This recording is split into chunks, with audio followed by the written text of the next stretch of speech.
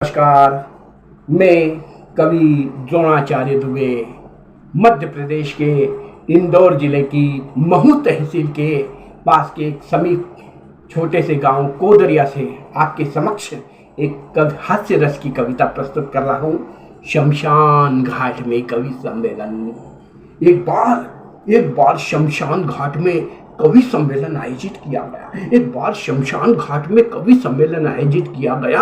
हम कवियों को खूब प्रलोभित कर कार्यक्रम आयोजित किया गया। 20 में से केवल 5 कवि ही कविता सुनाने आए। 20 में से केवल 5 कवि ही कविता सुनाने आए। श्रोता बड़े समझदार थे, एक भी ना आए। श्रोता बड़े समझदार थे, एक भी ना आए। ये कवि तो शमशान घाट के चौकीदार को देख कर ही डर रहे थे। लालच में क्यों फंसे यह सोच कर ही मर रहे थे।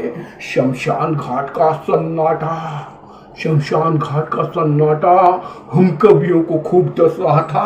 और वहां का वो चौकीदार कालूराम हमको देख कर खूब हंस रहा था।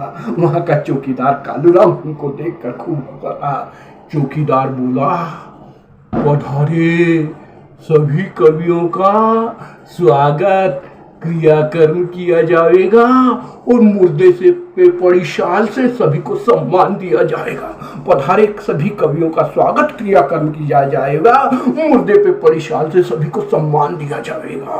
यह सुनकर तो ये मेरी बहना कवि थी, डर के मारे थर थर कांपने लगी और अपने मुंह से जोर जोर से हनुमान चालीसा जापने लगी।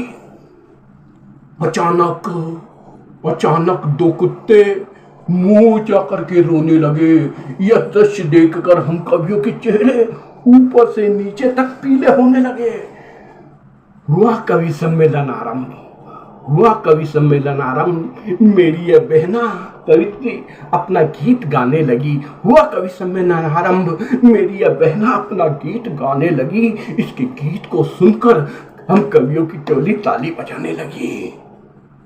अचानक आंधी चली और पेड़ की एक डाल मंच पे गिर गई। कविता सुना रही मेरी ये बहना मंच से गिरी और डर से घिर गई। खूब पानी छिड़का गया। तब कहीं जाके इस बेचारी को होश आया, पर इसने फिर कविता न सुनाने का मन बनाया। वीर रस का कवि यानी मैं अपनी वीर रस की कविता सुनाने लगा। मेरे जोश को देखकर ये कवि समुदाय ताली बजाने लगा। मैं बोला, जागो शमशान घाट के मुर्दों, मैं तुम्हें जगाने आया हूँ। अपनी वीर रस की कविता तुम्हें सुनाने आया हूँ। अचानक अब दृश्य देखिए। अचानक हवा का एक गुबार शमशान घाट की राख के ढेर पर मंडराया।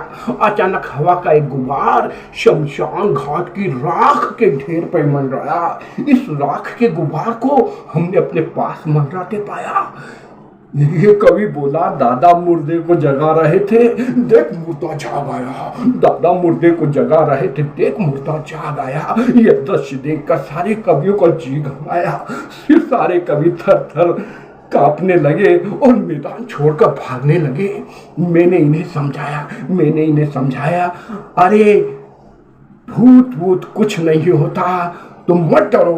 मैंने इन्हें समझाया, भूत कुछ नहीं होता, तुम मत डरो। और भूत तो हम कवियों से डरते हैं, तुम तो जी भर के कविता करो। भूत तो हम कवियों से डरते हैं, तुम जी भर के कविता करो। मैंने 8-10 कविताएं सुनाई। तब जाकर इन कवियों का डर भागा और मेरी कविता सुनकर लोग आ गए। शमशान घाट रात भर मेरी कविताओं से